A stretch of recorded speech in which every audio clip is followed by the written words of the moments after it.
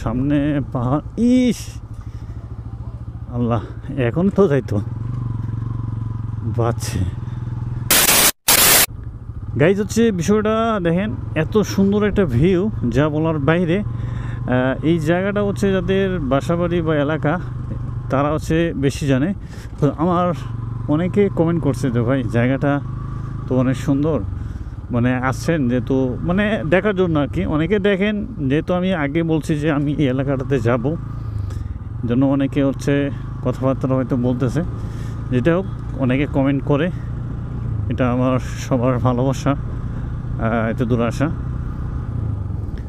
So দেখেন পাহাড়গুলো, হয়তো আমরা পাহাড়ের কাছেই দিক দিয়ে যেতে পারবো মেবি, কারণ হচ্ছে যে রাস্তাটা একটু খারাপ, তবুও সমস্যা নাই, যেতে হবে।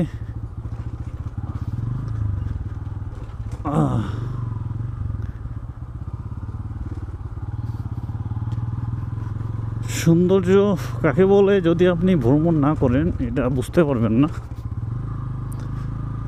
যদি আপনি ভ্রমণ করেন অবশ্যই সেটা বুঝতে পারবেন যে আসলে কত সুন্দর জায়গা বাংলাদেশে। আসলে বাংলাদেশে আসলে সেটা আপনি ঘুরলে বুঝতে পারবেন যে বাংলাদেশে কত কত সুন্দর জায়গা আছে।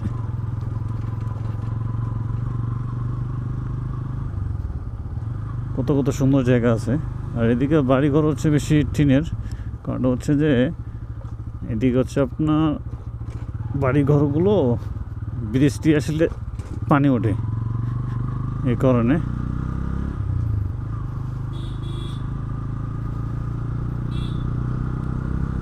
তো এই কারণে আর কি একটু টাফ হয়ে যায়।